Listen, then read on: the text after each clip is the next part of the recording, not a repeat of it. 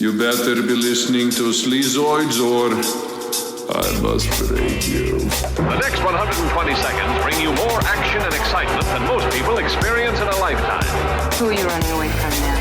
Running? Me? Now, you know me better than that. 3 days and 3 nights and not a word from you. Well, I've been very busy. All I knew, you were lying in the gutter somewhere with a knife in your back.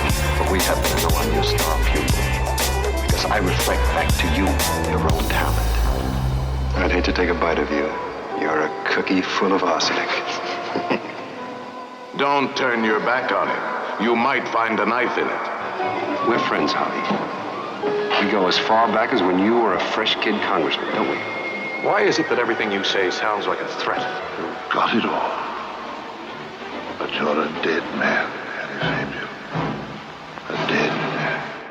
Hey everyone, welcome back to another episode of Sleazoids, the podcast where we go down the rabbit hole of 20th century genre fare, from the most influential canon classics to the trashiest exploitation films we can get our hands on, and invite you to tag along in helping us create a canon of sleaze. Each week is a double feature Grindhouse style where we discuss 2 films loosely related by subject, genre, actor, filmmaker, or franchise, and at the end of each episode, along with our honorary Sleazoids, which you can become by subscribing on Patreon. He's a cop and he's feeling violent. We're finally going Katano mode, everybody. Join the sleaze.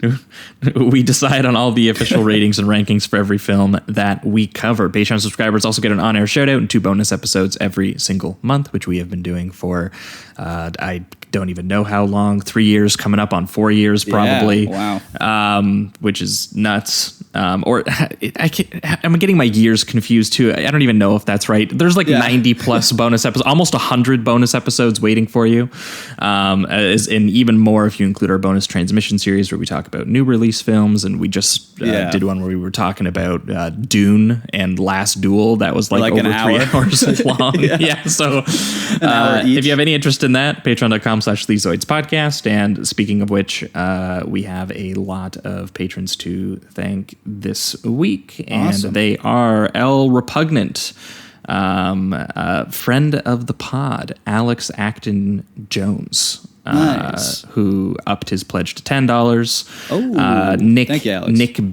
Nick B. Alex. I thought he already was at $10. Maybe he dropped for a little bit. Were we giving it to him for free? Alex was coming to the virtual screenings that we do once a month, which, by the way, at the time that you guys are listening to this, it's Noirvember still. So I think either this week or next week, by the time you guys are listening to this, check out the Patreon to see which date exactly we're going to be watching Detour. So look forward to that. We also had Alex Walsh, who upgraded his from $5 to $10 and who is going to be joining us for Detour this month. So thanks to Alex, both Alexes. Nick B, who pledged at the annual rate and signed up for a whole year of the show. So thanks to Nick, David Gestson, Daniel Olson. Oh, you guys. Everyone makes fun of my pronunciations in the Discord, and at some point I'm going to get Jamie to do this because, okay. Or just give me all the hard names. Ubarlin Gizbar. I'm sure that was brutalized, but thank you. Devin Ogaz, Adam T, and Robert Masalik. Thanks to all of those new signees. Hope you guys are enjoying all of the bonus episodes. Thanks for supporting the show. The other plug is Apple Podcasts. If you guys are listening on Apple Podcasts, and I see the stats, I know that you are. I see you right now listening. Scroll down to the bottom. Give us a good old rating and review down there. It helps us climb the ranks at iTunes and find new listeners. And a lot of you actually have been doing the ratings and reviews recently. Awesome. I know I say it every week, but people have been doing it recently. So keep it up. Thanks so much. Yeah, it really helps. And then the last plug, as always, is merch. If you guys like the poster art that local Toronto horror artist Trevor Henderson did for the show, you can get that put on basically anything you can think of. And it's the holiday season. Think about it. Yeah. Your grandkid wants a hoodie. And they want the hoodie with the Sleazoids logo on it. The link is in the description, as well as over at sleazoidspodcast.com for anyone interested. But that is the intro. It has really become a mouthful. Welcome back to another week. As always, I am your host, Josh Lewis, and joining me also, as always, is my co-host, Jamie Miller. Welcome back, everybody. Welcome. I think 2 weeks ago would have been the last time you guys, free listeners, would have heard from us, and we would have been talking with a special returning guest, Jason Bailey, and he brought on with him because he has just finished his book on New York City cinema and the movies that made the city, according to him, called Fun City Cinema. And so because we were in the thick of Noirvember and he was gonna, sort of kick it off for us, he wanted to bring on a movie called The Window, 1949, and a sort of an update on the same premise, which is of a child witnessing a murder and finding themselves in peril as a result. Larry Cohen's Perfect Strangers from 1984, which is more of, a more 80s synth, more erotic kind of thriller. A very Cohen movie. Yes, versus The Window, which is, a more traditional noir. The director behind that shot Hitchcock's film, Notorious. So that's more of the vibe that you're kind of leaning there. But little Bobby Driscoll, what a performance in that film as the little boy who witnesses a murder and then has every adult in his life tell him that he's a liar. Oh, it's great. Yeah, so if you didn't check out that episode, that was on any podcast listener of choice. That was the episode 2 weeks ago. And then last week, we had a very special episode. We moved our setting from New York to a very different city, and we moved over to London. And we saw what was happening in crime cinema across the pond, especially here in the 1980s, doing neo-noirs. We talked about The Long Good Friday from 1980 and Mona Lisa from 1986, both films starring Bob Hoskins. It was our first time talking about him on the show. He's unreal. And both performances were incredible and very different kinds of roles that he has to play, despite the fact that he is a very short, barrel-chested, receding hairline, ball of anger, which he uses to his advantage in both movies somehow. It's pretty awesome. One, he's powerful and violent, and in the other one, he's a little bit more vulnerable and kind of sweet. But yeah, still both has very, the violent outburst, of course, but a little more sweet, yeah.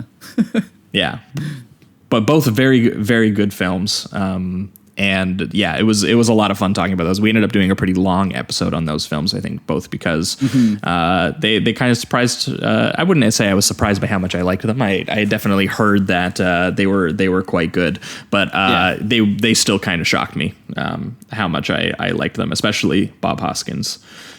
But patreon.com/Sleazoids podcast. That was last week's bonus episode for Noirvember. But moving on, we have a special returning guest joining us this week to continue Noirvember. And I kind of thought of him because he kind of mentioned it a little bit while we had him on the last episode that, he was really into these kinds of movies. And so he's someone who I thought about like the second I was plotting it out. And that is some of our listeners will be familiar from him on Twitter at Manovsky article. But that is Casey. Casey, how you doing? Hey, I'm doing great, and I'm glad to be back. I am sorry that I missed the week of The Beast, Bob Hoskins. Yes. As you have said, those are two of the best crime movies ever made. But I am delighted to be here with you today talking about film noir.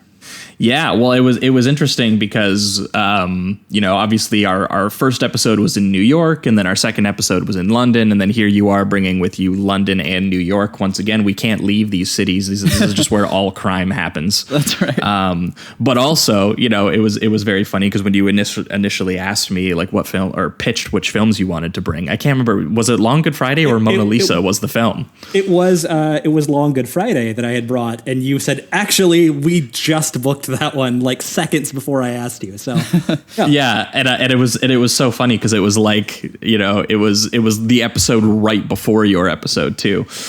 So it was very funny. I don't think I've ever had anyone ask me to do a movie that we had put in like right on the other side of their episode that we were asking them to be a part of.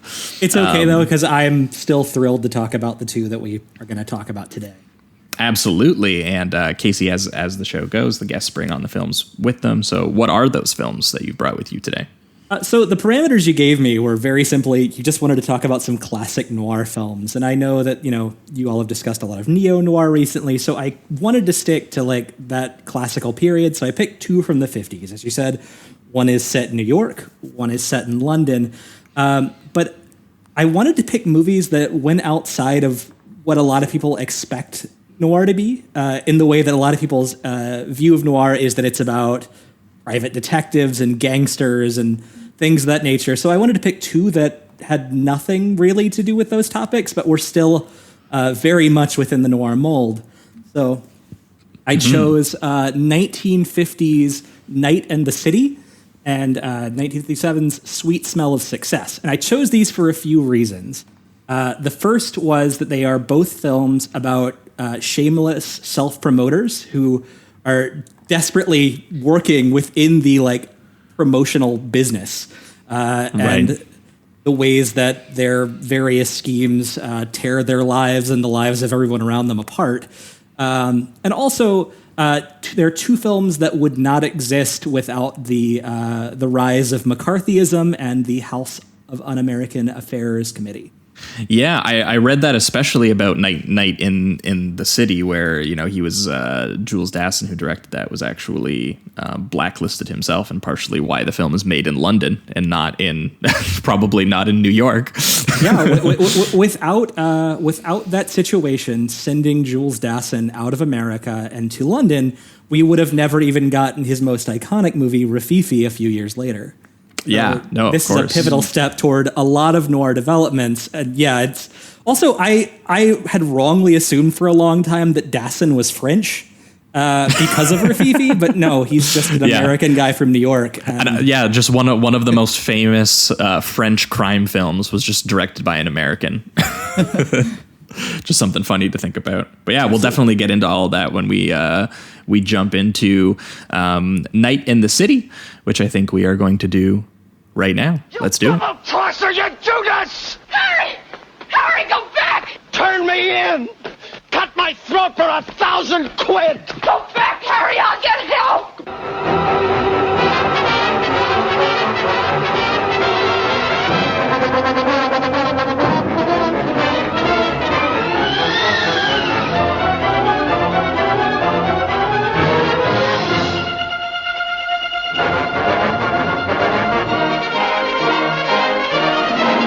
All right, we are talking Night and the City, the 1950 film noir directed by Jules Dassin and starring Richard Widmark, who's someone we've actually talked about before, and I'm glad we have another chance to kind of talk about him, because we previously talked about Pick Up on South Street, Sam Fuller, great movie. on the show. I think we did that last Noirvember, and it was cool seeing him there.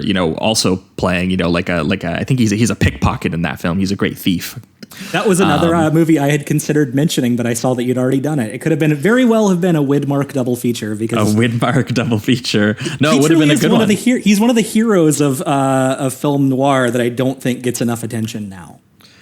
Yeah, no, he has a very strange kind of sensibility to him as a performer, because he's really not like a Bogart. He's not he's not particularly even someone like Bogart. I guess you could argue he's not necessarily the most traditionally handsome man who's ever been in film. He has some stark features to him, but there's something very sweaty and unromantic about making Richard Widmark your leading man. He doesn't quite have that suave charm to him in a way. He always feels like he's kind of slimy in a way, and it's perfect for a character who here, and as is sort of fitting for the double feature. I think actually both performances are trying to do the same thing. The difference is that Tony Curtis was actually very charming and known for being kind of a romantic comedy kind of leading man type.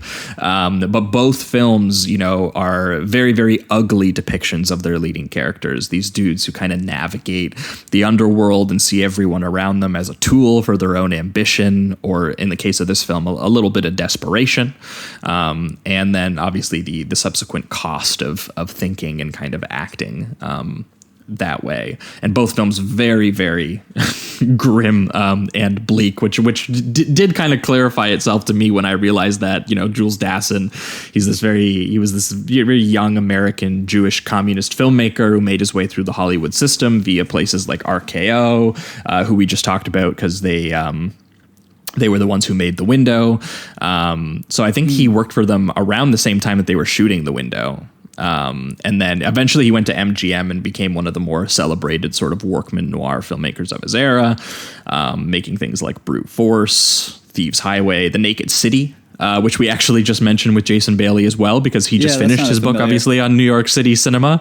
And that film is actually often credited as the first movie of its kind that was shot entirely on real New York location. So Jules Dassin was obviously, you know, like trying to get on that front, give it that authentic kind of grit and texture to it, which he does here with London. But it was funny that Jason informed us through the research in his book. He actually discovered that The Window was the first film actually shot. It was shot 1 year before The Naked City, but sat unreleased on a shelf at RKO Pictures for 2 years because Howard Hughes is a moron. Yeah. and he thought that the movie would bomb. Yeah. And then ended up being a huge hit. But yeah, obviously, as Casey mentioned too, you know, Dassin would, you know, also, you know, go on to make one of the earliest sort of, you know, very well-known French crime heist films, Rafifi, that would eventually inspire, you know, filmmakers like Jean-Pierre Melville and, you know, subsequently American crime filmmakers who were inspired by Melville, people like Walter Hill, Michael Mann. It's actually because of Melville that Dassin got the Rafifi job. Melville recommended him for the director's seat when he couldn't do it himself. That is very cool. Because again, we kind of partially mentioned it, but like, you know, it's so crazy that, you know, you talk about Jean-Pierre Melville, who's obviously, you know, one of the most celebrated French crime filmmakers of all time for obvious reason. But like one of the next biggest ones was directed just by this guy, this American guy and you're like, well, how the hell did that happen? And it happened because, yeah, he was blacklisted and actually blacklisted because of his politics during the production of this film. And that's the reason this film takes place in London, because he actually wasn't even allowed to step foot on the studio property that he was working for. Despite the fact that the studio still wanted him to make the film because he was already under contract and he had time to make a film. So they were like, make one for us, but also you can't come into work. Yeah. Jesus. Yeah. His producer, Daryl Zanuck, specifically gave him a script in London and said, get out of here. Like, take this and go so that we can still make movies with you. But oh, my God. Yeah, so that is the sort of tumultuous existence of this film, and you know, I would say on some level, you know, that sort of cynicism that he must have felt, you know, having to do that is kind of felt in the film. You know, it feels like a kind of angry, kind of resentful little film in a way about a guy who is, you know, being chased on all angles and being just absolutely swallowed by this thing that he kind of owns in his own way. He's very skilled at navigating and this underworld. And I do love the way that he decides to kind of trace it here as like, you know, nothing but, because it's sort of similar to Pick Up on South Street, where it's like, you know, this has a very street level view of the kind of people who pull cons and pull deals and are always trying to get up a leg up on other people. And similar to Pick Up on South Street, which, you know, we dealt with how sad that movie was in part because it was, you know, there was a little bit of solidarity between the people who were living on the streets and who were desperate and needed to do this as a form of work. And there's a little bit of that here, I would say, but I would say that despite kind of presenting something similar, the tone of what he's presenting is a lot less, you know, there's something so, I guess, existentially sad about, like, in Pick Up on South Street, like Jamie, we talked about that very weary monologue that old lady who's been stealing and begging for her entire life kind of gives. There's less of like a human factor to some of this, where it's like every single one of these. No, you can't imagine a version of this movie that spends time with all those side characters, but like there is so much, instead of finding a kind of common humanity between a lot of these people who are living on the streets or in desperate financial situations, it's really, it really focuses on like the shifting alliances between the grifters. Yeah. Who's playing who's got what agenda, who's the person who's going down and how can the rest of us profit off of that kind of deal. That's a lot of the point of view of this. Yeah. In the beginning too, you see there's this, some shots where you see Harry just kind of interacting with people throughout the town, and you can tell he has a very like charismatic, outgoing, lively personality, and people like him and know him. But there is a big tell in every time he talks to anybody that they also don't really trust him. So he has this mode of just moving forward and, trying to work with people. But you can tell that people are pretty apprehensive to do so. Even in conversations, they come off as if they're like, yeah, we like you, you're charming, but I really don't know if trusting we know you would you're be the bullshit at this thing. point. Yeah, exactly. I mean, they make us aware very upfront that he has failed so many schemes at this point, and they're all the next big probably where thing. the mistrust comes from. And he has dragged everyone, every lowlife and somebody in London down with him at some point, and so they all have very credible reasons not to trust him. Right. A thing I find very interesting about Widmark's character Harry Fabian is that he is an American, but nobody really comments on that in this otherwise British cast. Yeah. And I did just want to pull up that I think that also might connect in some way to Dasson's experience in London. Okay. Yeah, I could see that. But Widmark is, as you said, like he's this sweaty lowlife with this desperate energy. And I mean, the movie does try to anchor him a little bit with this romantic subplot with Jean Tierney, who is a woman who has and in some ways still does love him, who works at a club that he constantly tries to get the owner of into his schemes. And he kind of tries to present him a softer, more honest life, but he always she's like, I'm just going to clock in for the night shift. Why can't you just clock in for the night shift somewhere? Like, why do we need to be like hurting people? Why do we need to be, constantly on the run? Like the opening of this film, right? It literally starts with him already sweaty, already panicked, being hounded for debts that he owes from who knows how many schemes ago. Yeah, exactly. Yeah, and even the first interaction he has with Mary is like him trying to convince her to give him some money so that he can invest in, like, I think it's a Greyhound track of some kind. Yes. And so it's just another fast money making scheme that isn't probably going to work. And he even says a line too, which is very sad when we get closer to the end, where he says, "Is like, it's not like I'd ever steal from you," that kind of thing. And that definitely ends up being a lie. But just his energy in this scene is just, he's once again, he's just driven to move forward. He's never, even when he's interacting with her and she's presenting to him maybe a better life, a real relationship with somebody, he's still just kind of using it as another way to scheme. It never seems really that genuine with him a lot of the time. I still think he's more connected with Mary than anyone else, but it still feels as if he's even doing a lot of the scheming when it comes to her as well. Oh yeah, well the way that the camera focuses on him, like immediately going into her purse, like when she's not even there, and he's like let himself in. Exactly. And then he's like, I was just looking for a cigarette, and like she immediately like grabs the box of cigarettes that's very obviously open and on the table. Like, and the way you see the light leave her eyes as soon as he starts another pitch, like, okay, yeah, oh god, yeah, that's definitely a woman who has seen that pitch literally like 20 or 30 times already, and it's always gone terrible. Well, right. And I think that's a thing that really defines him throughout this movie, is that the Widmark character he's very interested in the pitch. He's very interested in the big idea, but he has no interest in the details. Like it's all about moving forward and being the one with the grand idea and having the attention for having the idea. But when it comes to doing any work other than scamming the next mark to give you more money, there's no real interest to that attention to detail.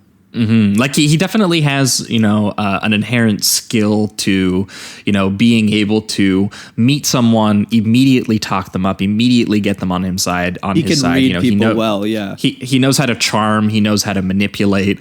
And, there are sequences where you get to see him like really use his skills to his advantage and to, I guess partially his credit. He gets an inch away from, maybe for the first time actually succeeding on one of his gambits. But the issue is that the methods he has in order to do that are very thin. They're very, he's trying to build something with very shitty materials. And I like the way that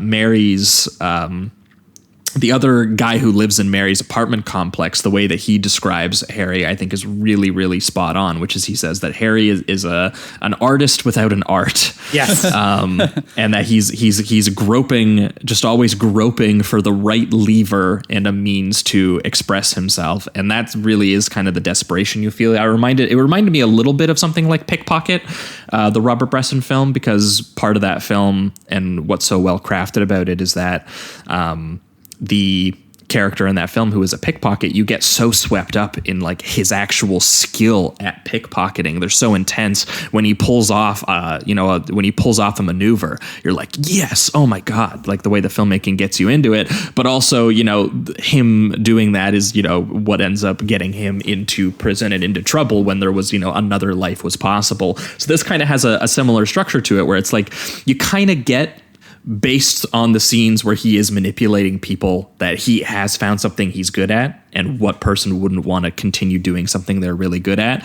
But at the same time, what he's good at is literally his tragic downfall. And he can't see that.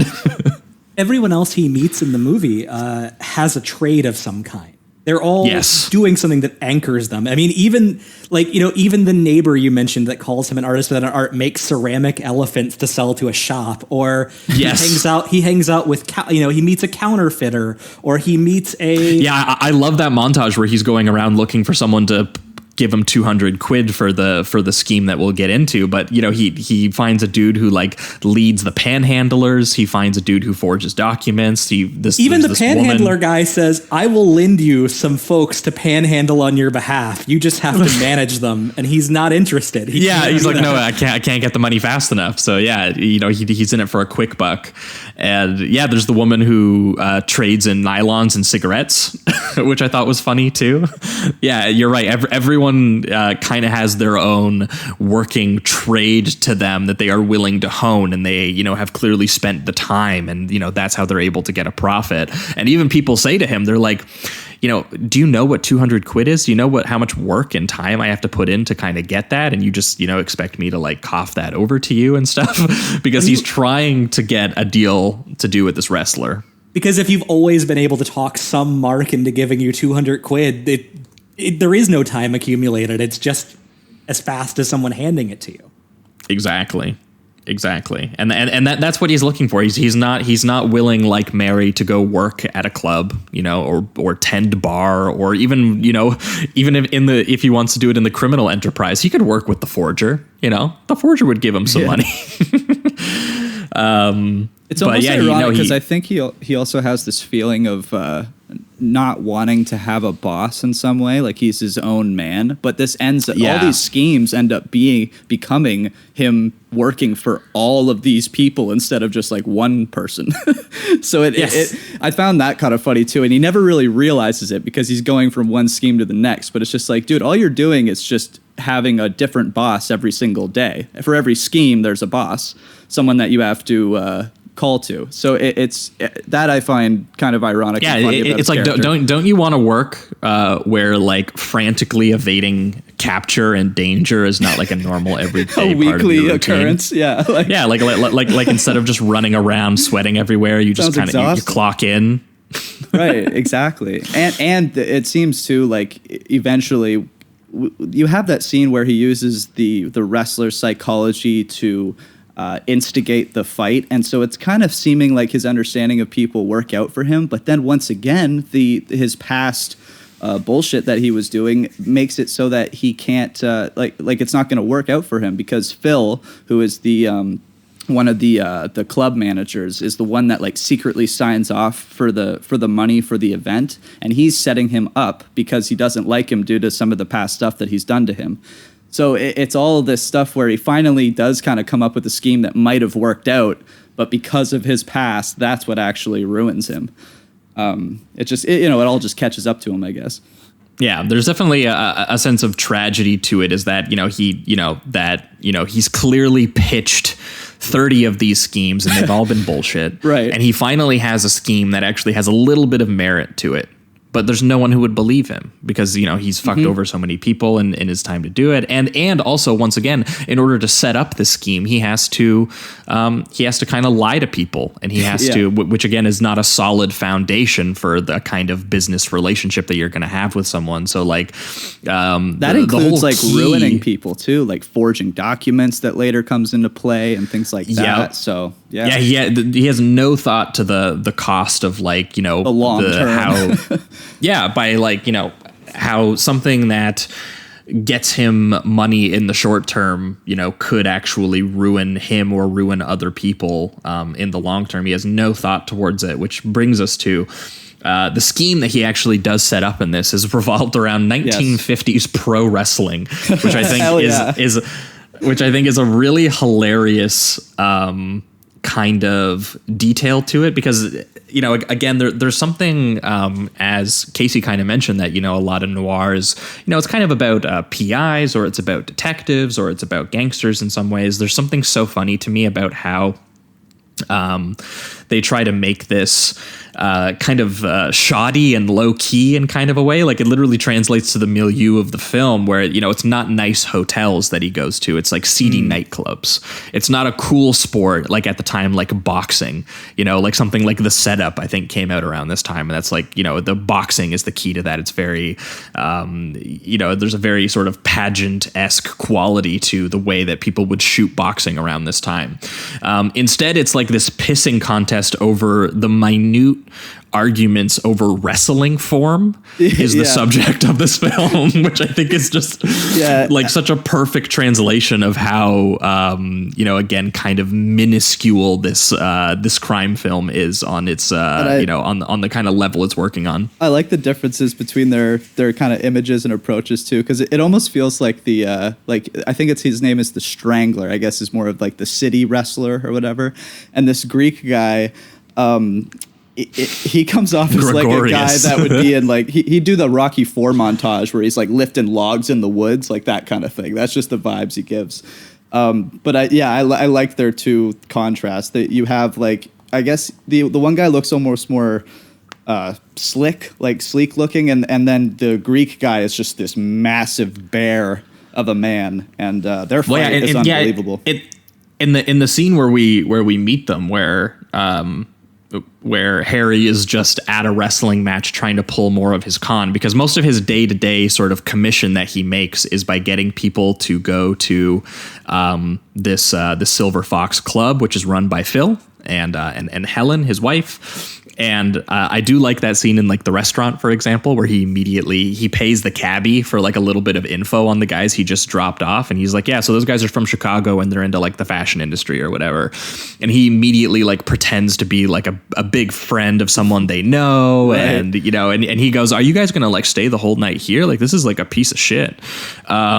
And he says, I know a better place. You should go here. And he sends them to like the seedy nightclub. Like that's how he makes his money. Yeah. And he does this whole thing where like he drops a wallet, and he's like, is any of this wallet like your guys' wallet, as like a conversation starter?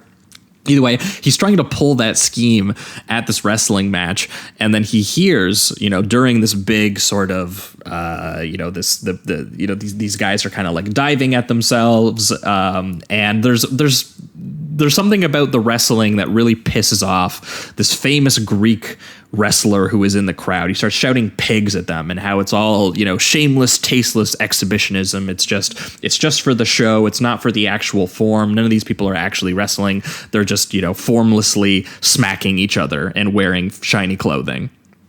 And it's very funny that, like, immediately Harry goes, yeah, do you know what? I really care about Greco-Roman traditions of the sport of wrestling. Yes. And the money signs in his eyes like light up instantly. And he makes sure that as Gregorius is leaving the venue, he's overheard demanding a refund for the exact same critiques that Gregorius had, which immediately like charms him towards him and flatters him. and critically, he's only interested when he hears some other fans nearby go, hey, that's Gregorius. He used to be a big deal. Yes. But Casey, you mentioned before we started recording that you had some knowledge about actual wrestling around this time. Is there something to this debate that they're having in this film? So there is, and it specifically and very critically involves the actor playing Gregorius. Oh, cool. So the actor playing Gregorius, this is his only film role, but he was a real pro wrestler. His name was Stanislaus Zbyszko. Stanislaus Zbyszko was huge in the early 1900s up to the 1920s as a traditional Greco-Roman wrestler. In the twilight years of his career, wrestling starts moving. And now, to be fair, it has always been a carny industry that has had fixing scandals and stuff. But up to a certain point in the 20s, it was very much considered like a legitimate, fight performance, just like boxing.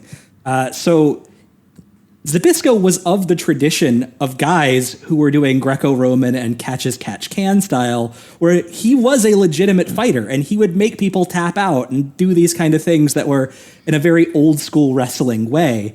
Around this time, though, and around the time he starts retiring in the 20s, there is another performer and his clique that start rising in prominence, and that performer's name was Ed the Strangler Lewis.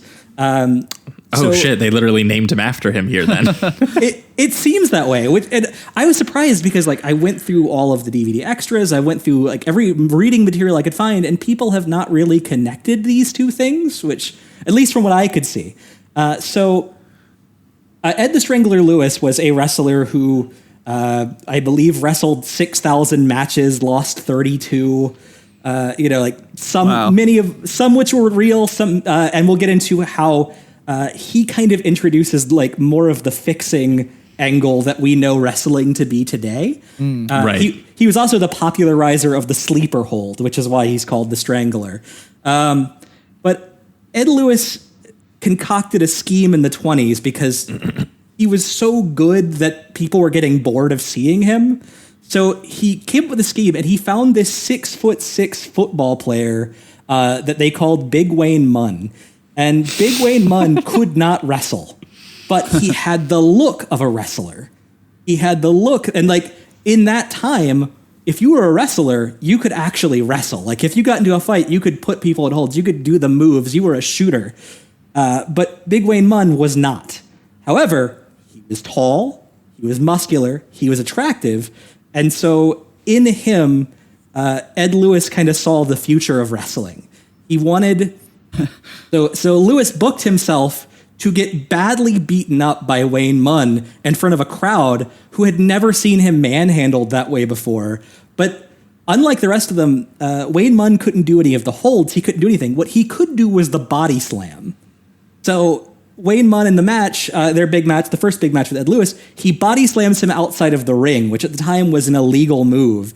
And Lewis sees dollar signs and he goes into full carny mode. So he pretends to be hospitalized. He's putting out lawsuits into the newspapers, and he is booking himself to be all right, me and this Wayne Munn guy are going to have a massive rematch. Nobody in the world knows that this guy can't actually wrestle because he looks like a wrestler. But I know.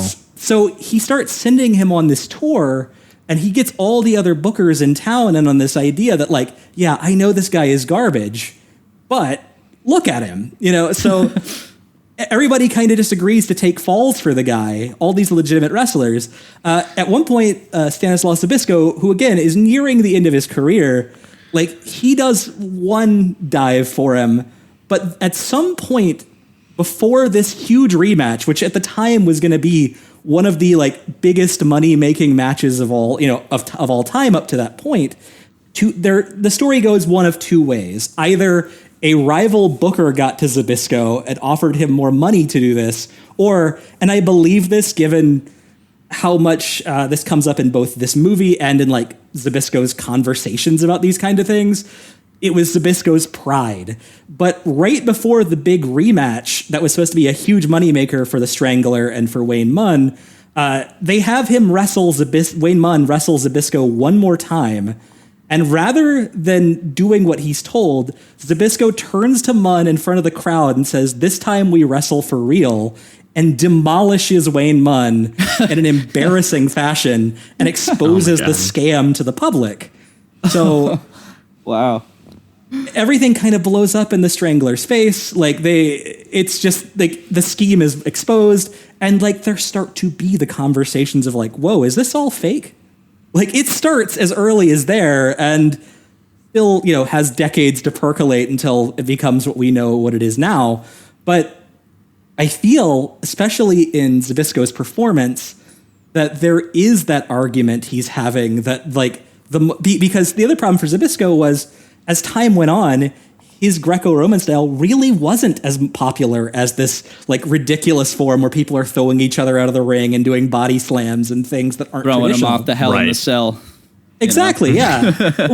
Well, and I mean, of course, hilariously, if you follow wrestling today, like every generation, and also every generation is still having this argument that the new generation is killing the business and it won't be around anymore. Right. Like it's never gone away. It's always been this. But I think that Dassin in interviews said that the reason he casts Stanislaus Zbyszko as Gregorius is because he remembered an image of him on a poster from the 1920s when he was a kid, and he was like, oh, well, I remember this guy being a champion, let's find him. And he was told he was dead, but instead he finds out that he's this chicken farmer out in New Jersey that's just been quietly living into his 50s. And he said, oh, he was this beautiful man that spoke 12 languages, and he was so interested in everything. And like Dassin would invite the crews to go see experimental theater after the show, and the only person that ever took him up on it was Zbyszko. He would go to all these like arts and things with him. So I truly believe at some point in this process, Zbyszko like got to him and was able to tell him all these stories of his life. And so I think that Dassin shows Gregorius with this real respect and reverence as being like man of integrity and spirituality that I don't necessarily think would have come through if it wasn't Stanislaus Zbyszko. Like it's... Yeah. Well, and that's what's so interesting, I think, ultimately, is that like this is a case where Harry has found like the real deal. He's found a guy who actually does have some kind of integrity. He has some knowledge about the thing that he's upset about. And Harry's plan is just, what if I give this guy money and back him to start his own wrestling, organization and to compete with the other one. And also the genius of it is that he's safe to do that because the guy who is running the really shitty, sort of shameless exhibitionist version of wrestling that Gregorius is upset with is Gregorius's son. Yeah. So Harry has found like the perfect maneuver. He's like, I can start a competitive wrestling organization with this guy because this guy, he actually knows his shit. He actually would train all the fighters. He could run it. I don't need to actually have any skill or knowledge in any of this. I just need to, find the money to front it. And any time that they question me, I can just prop his dad in front of him and be like, no, look, he's going to protect me. Like those scenes where the father starts to just stand up for Harry and Harry uses it as like a shield, essentially. And also Gregorius like very clearly believes that he's that he's a man who just believes truly. Yes. Yeah. And he's just like, you don't know this guy like I do. Yes. Misguided, but he is the only one that believes in Harry in this entire movie. Yeah, no, but I do think that context is really important because, Gregorius, he really does have something in this whole, I'm going to return wrestling to, what it actually is. And we're going to put on like, a real fight that people are going to watch. It's not going to be this dude who just puts on a shiny costume and just fakes it the entire time for the spectacle of it. We're going to put on like, sort of real wrestling, and Harry sees that as an opportunity for investment. But the issue also is he can't find anyone to give him money to actually invest in it. He needs to have 400 quid to start this business up. He goes to Phil, the guy who he works on commission to send people to his club, and Phil literally maniacally laughs in his face for like 5 minutes, which I thought was a hilarious scene. He literally can't stop laughing to say no because the idea to him is so funny that he would back him on one of his schemes. Yeah. And something I think is remarkable about that scene, you're right, it's very funny to watch Phil Narcissus laugh, but also like, it's so interesting as kind of a metronome to that scene that we see Phil's wife, Mrs. Nasseris, go from like telling Widmark to get out to like suddenly seeing her own position in the scheme while he's still too busy laughing to notice what's going on. Yeah. Yeah, because Helen, it's worth noting, her relationship with Phil is that, they are married, but basically only like in the image of being married. Yes, exactly. He wants it to be more. Yeah, and clearly something has like gone wrong between them. He's kind of abusive towards her because she won't, actually, be, in love with him in the way that he wants her to be and everything like this. And she very clearly has worked her way up from, she used to be in sort of Mary's position where she was someone who just worked the club. And so I do like that this film really kind of gives you so many different agendas that people have, and it kind of deals in the dramatic irony of we, the audience, kind of see these agendas, but the other characters aren't completely aware of them. Yeah, like Phil does a lot of his own plotting. There's sort of like the strangler. Obvious. Yes, Phil has Helen a lot of scenes where it kind of ends where he's just like does a little scowl and like the darkness, the shadow goes over his face. Yeah, it's great. He's just looming in the background while he's listening to Helen or something. It's pretty good. Yeah, I love the part where because Helen, while he's maniacally laughing, gives Harry an out. That he doesn't realize by saying that, he won't give you the 400 quid, but if you bring us 200 quid, he'll match you, that kind of thing. And Harry is immediately very upset and flustered by that because he can't find it. And, we mentioned earlier the montage of him going to the forgers and going to the panhandlers and being like, please, someone front me just 200. I only need 200. And they've all fronted him before, like everyone. Yeah. And they're all like, no fucking way.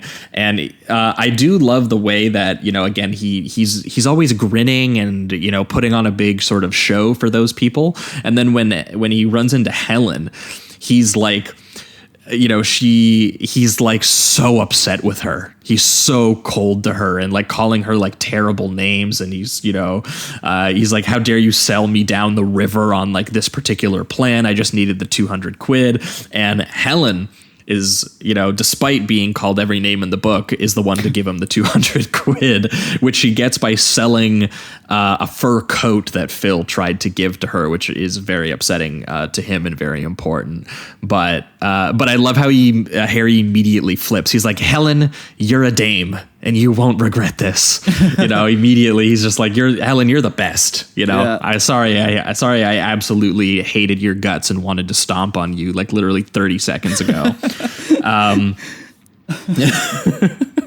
Also, I love the scene immediately after where as soon as that 200 shows up, Phil immediately checks the closet to see that the coat is gone and goes, okay. Yes. Like he's already on to the scheme because there's no way he could have done it that fast. Yeah, that's exactly what I was getting at, because I think Jamie was mentioning that Phil is like kind of very obvious in some of his planning, but it's so funny watching him in the same room as Harry is handing him the 200 quid and forcing him to, on the deal that he agreed to match him. And Phil like already knows that, Helen has betrayed him and given him the money and done all of this. And also there's a bit where there is word of this Fabian Promotions underway, a new wrestling company getting started. And Crisco, who is the son of Gregorius and, the businessman who's running, basically controlling all of London's wrestling, he sends out a couple of men after him. And it's Phil, I think, who answers the door. And they're just like, yeah, if Harry starts up, anything like this, like they don't say it, but they're very threatening. They're very like, we're going to fucking take him down. I hope you know that. Yeah. And they hand him his business card and everything. And Phil is like, yeah, don't worry. He's not starting up that business. Like, he was a pro such and such last week. Next week he'll be something else. His schemes are changing. But Phil, that gesture of him ripping up that business card while handing Harry the money to match the deal is so ominous, because he's basically like, I'm letting him start up his pro wrestling company, even though I have the knowledge that if he does, these guys are probably going to break his legs or something. Yeah, and it leads to, like, there's never a moment where you can kind of feel a sense of relief. Like, even when you're watching him feel a little happier that his scheme is kind of on the up and up, that Phil's in the background just going to ruin it in 30 minutes. So there's like never it's just so tense the entire time because of that, because they let you in on some of the things that maybe another movie wouldn't necessarily.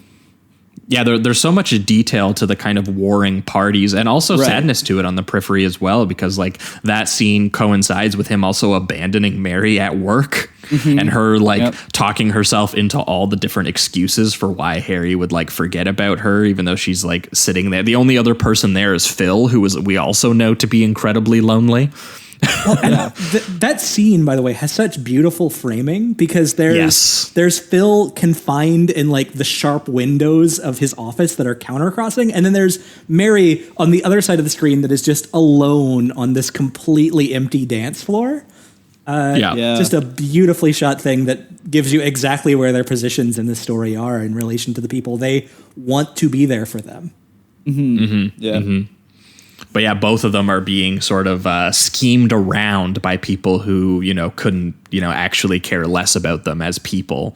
And it's very, crazy to have Mary sort of empathize with Phil, because we also know Phil to be, have his own sort of nefarious agenda as well, which gets into some really dark places. And some really fatalistic places as well. Yes. Now that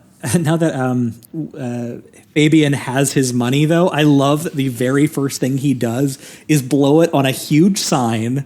Yes, Fabian Promotions, a huge sign. And in the middle of the scene, he's delivered a package that just has a huge plaque that is being carried on the back of like the mythological figure of Atlas for some reason. Like, yes, he is so enamored with just the decorations of the position again, instead of like the actual operation of the day-to-day. Yeah, because it's the surface of legitimacy. It's like, I am successful. This business has my name on it. Phil, for some reason, said make him a silent partner very ominously. I don't know why he said to do that, but I'm happy to have my name on the business completely solo. I love the part where he lovingly is stroking his managing director like desk title piece that he got. But yeah, Christo comes in and like threatens him now that he's starting up this own, his own club, but he immediately, very cynically weaponizes his dad right in front of him. He's like, I'm not the only one starting this company. Look who else is here. And he's like, it really, describes his relationships with people that like, he just, he doesn't really talk to Gregorius actually running the place. It's just when he's just like, yeah, Gregorius I need him to counter his son's goons. So what if I drag him by the arms and I'm like, look, I'm starting up a business with this guy. And the son is being like, he will swindle you. He will cheat you. He will break your heart is what the son is like saying to him, which we know is we know to be true. We know that he's only cynically invested in all of this. And we know it instantly, because the very first scheme Fabian has now that he has this promotion is to immediately turn to the Stranglers manager and go, Yeah, we should put your guy, who Gregorius despises more than anyone else in wrestling, up against his young protege, who he's trying to teach the legitimate Greco-Roman arts of wrestling. Yes. And which is like such a betrayal of everything that he has claimed to, Gregorius to be someone, to be what he supports. He's like, no, I'll betray it in a heartbeat if it means that I will actually have this thing. I will take all the integrity out of this thing. Which is, it's a very brutal realization, especially, and also, again, he's very skilled at what he does. So there's something very interesting about how he's able to pull that off.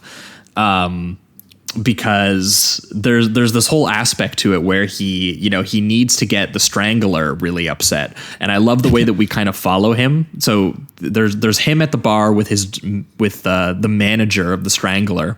And then he leads him over to the table and he just says, like, follow my lead. He's like, we're going to do something crazy. He's like, I know Gregorius would never agree to fight the Strangler. We're going to make this happen. And he just starts talking open shit about the Strangler at the table, like right beside him. And as soon as he stands up and gets angry, he's like, oh, was the Strangler there the entire time? I didn't even see him. Anyway, Gregorius thinks that you're a piece of shit and that he's he at could the kick gym your ass. right now. Yeah. Just so and happens. so the Strangler runs there in a heat and starts a fight. And, so between Gregorius and the Strangler all yelling at each other about who has the better, wrestling form and, all of this, Harry goes, Gregorius, don't you kind of want to fight him to prove him wrong, right? And, what if we sold a show where you did that? And watching him just very openly manipulate this very sweet, honest man into doing the thing that, breaks his integrity, but convincing him that he wants to do it. Yeah, exactly. Out of anger and out of kind of showmanship and everything like that. And that is really where Harry lives. And like, that's, he's very skilled at getting people to kind of believe that the thing he wants them to do is what they actually want to do. Yeah. But in order to do that, he's destroying people. He's destroying himself in ways. I love the line that the son gets when he first, tells him that, where this is going to lead and that Harry is going to betray him. He says, you're very sharp, Mr. Fabian. You've done a very sharp thing, maybe even sharp enough to cut your throat, which is like just a very good piece of like noir pulp writing, obviously, but also it speaks to exactly what it is that he's doing. He's acting very clever. He's performing these very sharp actions that are achieving the goals that he wants. But he's at the same time he's setting fucking time bombs everywhere he goes while he does it. Yep. And then it leads into one of the like best physical fights that I've seen in this context. Yeah, we should talk about so that. Long. Like I couldn't believe how just it just kept going, and there's like an insane amount of wrestling variations and moves, and the camera really locks on. They don't do a lot of cutaways, so it really feels like these guys are actually fighting. And to be honest, since they were both experienced, I wouldn't be surprised if a take here and there they were actually hitting each other and really doing those slams. So it's great. I did want to give a quick shout out to the other wrestler playing the Strangler. That's Mike Mazurki. He was also a pro wrestler, fairly still active at this point as a wrestler while he was filming this movie.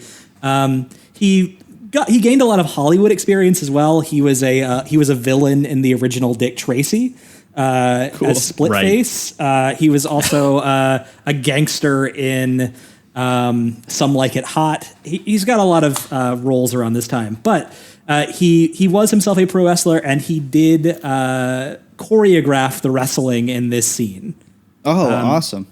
And I really enjoy this too, because as you said, like it is such an intense battle, and it's a real contrast of styles, because they really emphasize that, because Gregorius is still doing these traditional moves. Like he's going for the bear hug, he's going for holds, and the Strangler is like kidney punching, and like he is just being like a brute. He's doing the kind of brawling that people who go to that more circus style want to see, but like he legitimately looks like he's out to kill someone.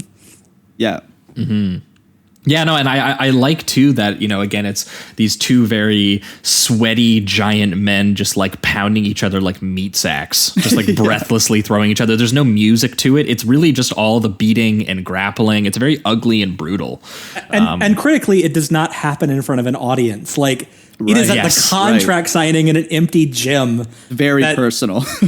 Yeah, he has set up Fabian has set up this house of cards, and it's collapsing before there's anywhere to profit from it. Right. Yeah, which is really like brutal kind of experience, especially from all the things that we've seen him do to like set this up, right? Like he's like, I've got the perfect scheme. I've got this pro wrestler. I've got his son, who is the one person who could financially like threaten me. Can't touch him because he would also be hurting his own father. You know, he's got all of these things really properly set up. Phil, though, I think is at the last minute is the one who kind of betrays him and says that he's not giving him the 200 quid to actually put on, even though he's got everything set up. He says, instead I'm giving you the sharp edge of the knife. God, that's exactly what a line. And he also says, you know, you can't put, you know, I think he says like, you've got it all. Like you've got a sure ticket to success here. I believe you, but you can't put that fight on because you don't have the money and no man in London will give you a shilling. You have everything, but you're a dead man. Yeah. A dead man, Harry Fabian. That's so good. And meanwhile, like he smashes like the symbol as he like runs out into the night and gets almost hit by a car, which is when he, you know, which is really scary idea, obviously, that he's played all of his cards right and he's like an inch away from the finish line, but none of it matters because his methods to get there have made him the enemy of these very dangerous people. And he's sealed his own death certificate by just upsetting Phil. And then he tries to like fool Mary by calling her to get out of her flat so he can steal from her. And that's such a heartbreaking moment when, you know, she doesn't even talk finds to out. her. He just like rummages through and basically ignores her, pushes her to the side. Like there's he shoves her and breaks her heart. It's literally, we're watching the opening scene again, but this time, you know, he's not even trying. He's literally stealing from her. He's not actually, you know, having any kind of conversation about it. And, you know, and it's frantic too. Like he's not even doing a scheming thing. He's just in a frantic desperation now. And also, it's the very opposite of his sensational maneuvering that we were seeing earlier. He's literally just shoving this woman and literally stealing out of her bag. And that desperation comes from the fact that that the wrestler dies after that fight, the older man. And they have that moment with Crisco. Is that his name, Crisco, or is it Cristo? Yeah, well, I actually think he steals the money before that because he was stealing the money to actually put it on, to get the contract to put on signed the show. at all. Yeah, you're probably right. To get the contract signed. But then, you know, it turns out that he stole that shit for nothing because he runs there. He runs there with the money that he just abused like the only person who actually cares about him to get. And by the time he gets there, and what's so funny too is that he's caused this because the only reason these two are fighting at all is because they fucking hate each other because he set that up. He made that happen. He has wound them up and kept them in a room together where Strangler is drinking, and Gregorius has this pure contempt for that style of wrestling and like what he sees as the degradation of his art. But he has put them there and kept them there for long enough for it to boil over. He literally stoked the personal feud for his own business reasons, and then that personal feud that he stoked actually ends up destroying the business. And then before it even has a chance to get started, Gregorius like beats him, but in order to beat him, he basically, you know, exhausts himself so much that he dies. He's an old man. But he dies having won his match, which to him, he dies a prideful death in his eyes. At the very least. Yeah, but the bit where the son sits him down in the chair and he says it's cold, can you close the window? And the window is like fully clothed and and stuff like that. And he fakes closing it, like just to give his dad a kind of visual of like he's not delirious and dying right now. I do. It's sad, of course, but I do like that one of his last lines, I believe, is "I had a good life" to his son, and it's just crazy too because we're watching like I guess he's a wrestling promoter, but he's also essentially like a gangster So watching this like sad moment between the gangster and an old wrestling father was not what I expected from this movie, but it was really good. I liked that. And then that's kind of Crisco's motivation that's like, to get the entire fucking city after him. So yeah, well, because it's so funny that like that is more of an emotional relationship than Harry probably actually has. Yes, and like that's such a cutting observation by the film that like there's something so real between this this guy and his father who he just weaponized and killed, and he flees immediately because the father was not just his business but it was his protection guarantee. So Christo is like, I don't know, we're starting a fucking manhunt like right now, and every hustler, even the city. Strangler gets up and participates in the manhunt, having been the guy who Gregorius died fighting, because he realizes, if I'm the one that kills him, if I'm the one that kills Fabian, no one is going to blame me. They won't say I did anything wrong to Gregorius. It's this guy now, and I'm going to prove it. And I love too the way immediately like every hustler in the city sees the dollar signs to betray the man that they just they find casually annoying throughout the rest of the film because he has no friends. He has no real friends. Yeah, and you can't help but feel like Harry would have done the exact same given any, like if just a random other person was going through his scenario, you know that he'd take the $1,000 to rat the guy. He would have done it for less. Exactly. Would have done it for $200. And the way that message from Christo is carried into the streets in that long shot behind the dude's head driving around London is so sick. It's so cool.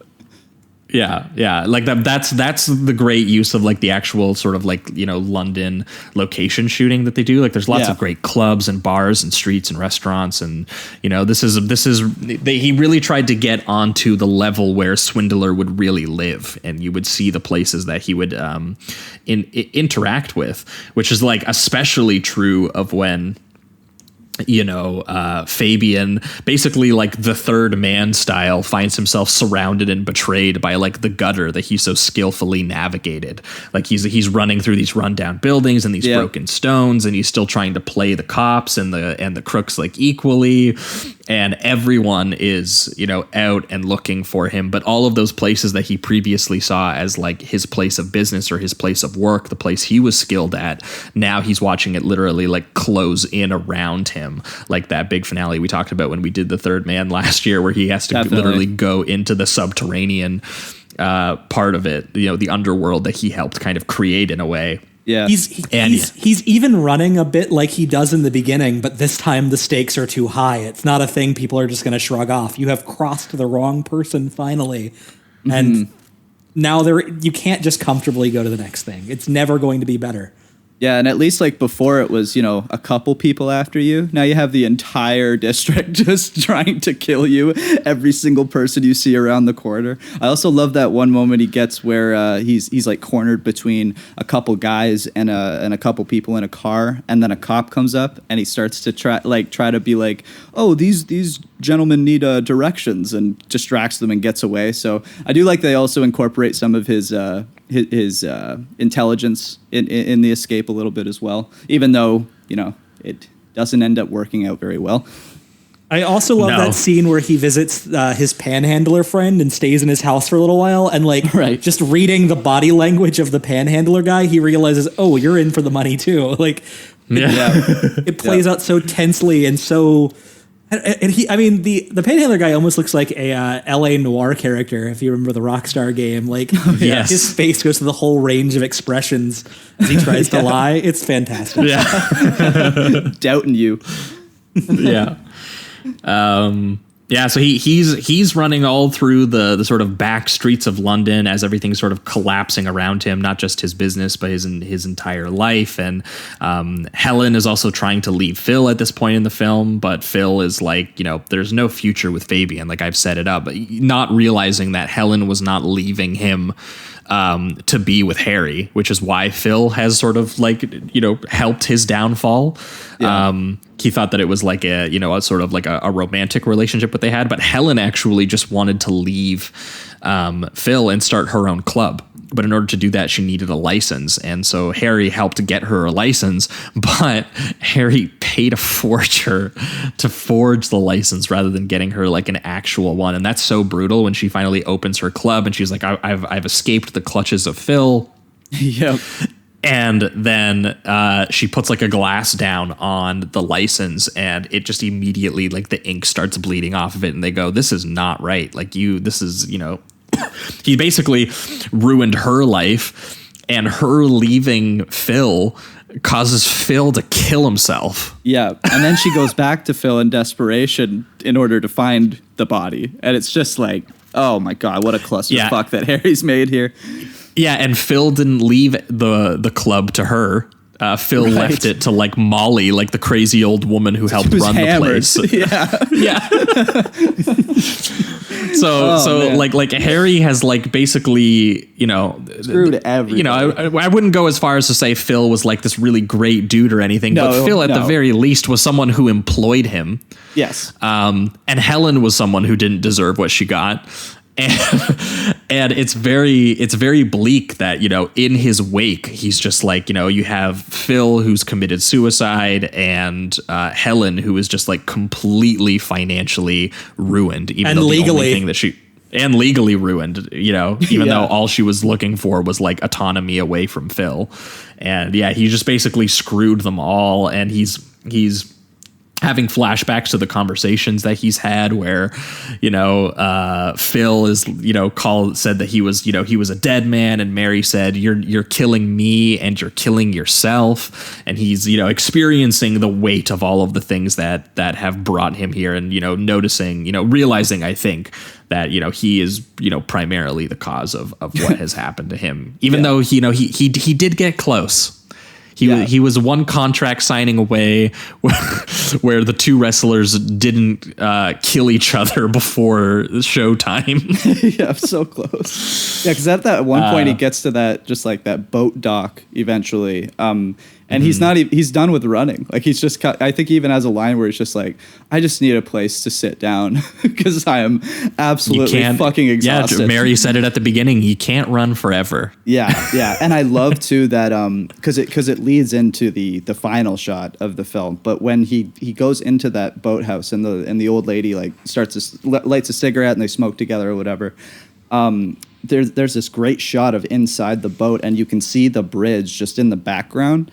And I just like how, and we'll get to it, but how it leads kind of to the connection of the very last shot of the film, which is just very dark and ominous. It's also very similar to the boat that Widmark lives in on Pickup on South Street. Oh, yeah. Yeah, you're true. right. Yeah, very true. Yeah, no, that stuff's great. And this finale where he's just, he's finally stopped running to take a rest for one moment. You just get these close-ups on his bruised, sweaty face as he's kind of realized what he's done. The expression of terror and doom as these quiet footsteps start approaching, and he realizes, that everything has fallen apart, and he was so close, and, he had Mary, this woman who actually loved him, but, the things that he did to her. And Mary even still finds him and tries to help him get out of town by giving him money and saying, you need to, get out of here. And yeah, what a sad, I would say like character moment for him too, because he basically says like, well, just let them know where I am and then you can take the money and live a better life. Yeah. And it's just so sad because even at this point when Mary's like, leave because I care about you, not because I want money, not because of anything, but because I care about you. He's still like, yeah, but wouldn't you like that $1,000? Like, isn't that important? She's like, no, you fucking idiot. I want you to live on. And it's just like, it's so frustrating that even at the end, he really doesn't have like a clear moment in that regard. He can't see anything except in those terms that he has set for himself. Like, right. Yeah. She has offered him, yes, once again, I am offering you the comfort of a better life. Let's just run off and be honest. No. He can't do that. He can't do it. And I love that really brutal line he says to her, which is, don't be kind to me. Yeah. Like, I really don't deserve it, I guess. Yeah, I mean, he almost wants her to be as ruthless as him, right? So that he can't, like, you know, that he doesn't feel as bad about it. He doesn't want her to, you know, actually be kind and to actually be honest. And, you know, she's just like, no, you need to be a ruthless hustler like me too, so that this has, you know, have been of some value to anyone. Weaponizing his own death as a con to make her money. And he's like, this is my true foolproof idea. Yeah. And he doesn't even let her have it.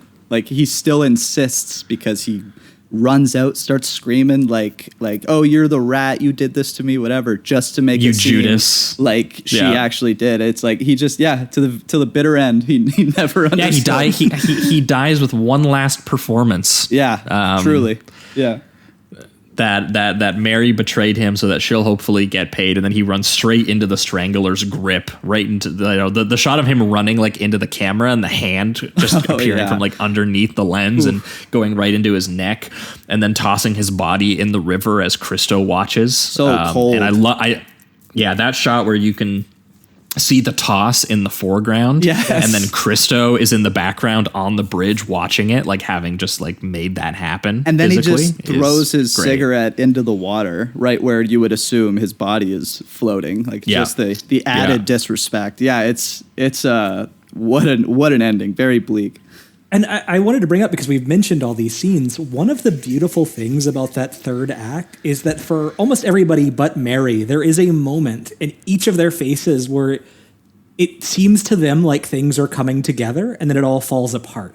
When Widmark comes to get the money from Phil for the last time, there is this really fantastic bit of physical acting from Widmark where he leaps over the banister staircase and like lands and like sort of jaunts in, and then like seconds later realizes he's not getting the money, and you see the bar kind of close in around him.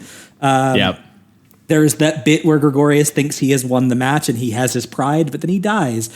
Phil, when he realizes that Fabian is dying, has this like moment of triumph and smirking because he thinks like, okay, well, now that my wife can't go with him.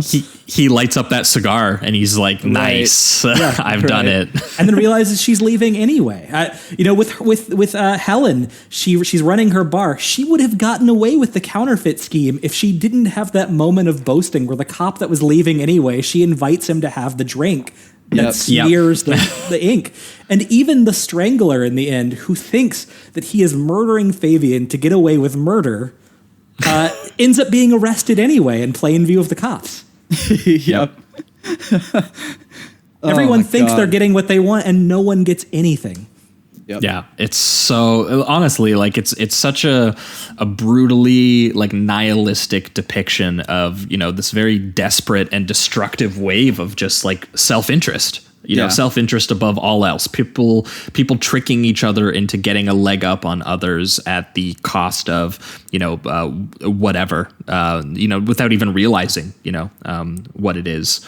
And it's not just Widmark, which is what's interesting, because you know Widmark, you know, in playing Harry, he's very sweaty and unhinged and grinning like a freak, and he's in a constant state of spinning plates and panic decision making.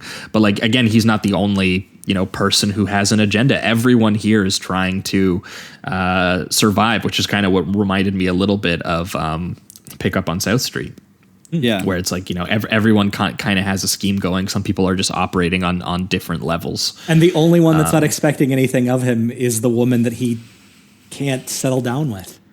Yep. Yeah.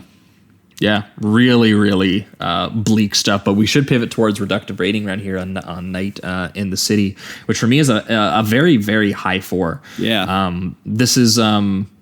absolute. I mean, you know, the noir is a type of film that is known for this specifically, but even despite being known for it, this is one of the sweatiest, most desperate and like panicked noirs I've ever seen. That's like very, very depressing. This is a movie that opens with a man frantically evading debt and ends with his corpse being tossed in the river, having caused the death of a nice old man. The death of a nightclub owner who gave him work when he needed it, the financial ruin of an abused woman who was just as desperate for escape as he was, and the complete emotional turmoil of like the only person who actually cared about him. It's brutal, and I think it is like a near perfect depiction of a kind of cinema that I really appreciate, which I'm going to dub scumbag failure cinema. Like it, because he just everything that he tries to do goes completely wrong, and he's not cool or handsome like other noir heroes are. He's really just this Weasley loser. Who destroys everything around him. And it's crazy that on some level too, you still, you empathize with a lot of these characters and what they've done to put themselves here. And I think that this is really, really amazing. And I just really need to check out more of Jules Dassin. I think. Yeah, me too. Yeah, I'm going to give it a high 4 as well. I mean, I love the kind of, he's kind of charismatic and confident in the beginning, and then as it goes, the desperation and frantic qualities of his character just come out more and more until he's literally tossed into a river, lifeless. So it's this movie is nonstop. Like the pacing is truly unbelievable. There's never really a scene when he's not scheming or somebody else is secretly scheming in the background to go against Harry, and it's endlessly entertaining. And as I think the ending is quite justified. It seems as if these characters are very doomed, especially as the film goes on. It just seems as if all the self-interest really just leads them to their demise at the end of the day. So it's something that feels very constricting as the film goes. It's just it had that same quality as what was the one The Long Good Friday, where I didn't realize it as much with that one, but by the end, it just felt like it was inevitable to be as doomed as it is. So yeah, this was great. High 4 out of 5. I'm looking forward to revisiting this one. Hell yeah, for you, Casey. I agree. High 4. It's a fascinating movie. Widmark gives a performance for the ages. I really, really love the attention to detail as far as shooting the London city streets, especially toward the end, where we see a lot of these sort of post-World War II buildings that still have bomb damage. It's beautifully shot, incredibly tense throughout. The energy is frantic. And I just want to give kudos to a movie from the 1950s recognizing what all wrestling fans know, which is that the most fascinating characters in wrestling are often the scumbag managers and bookers behind the scenes. That's right. Fantastic movie, fantastic noir, and one of the best wrestling films that's ever going to be made. Yeah, the fact that this is about wrestling, I feel like should not be understated. Like, it's so crazy that there is we're watching something that has, all of the fatalism and brutality of something like the Maltese Falcon, but like it's literally about a guy just trying to scheme a small time wrestling organization. Yeah, like how many like that's such that. And how many noirs have a full-fledged, just sweaty, really well-shot wrestling match? Like, it's just like a something full you never scene see. like that in there. Yeah, it was unreal. Who needs a gunfight? Just put two giant men slapping each other around. All of the best wrestlers are con artists. Yes. Oh, and as we're ending it up here, one last line that I wrote down in the quotes that I forgot to mention. You had brain, ambition. You worked harder than any other man, but the wrong things, always the wrong things. Which I think is definitely sums up the feeling you get to by the end of the film. You're like, God damn. Yep, 100%. Really that'll wrap it up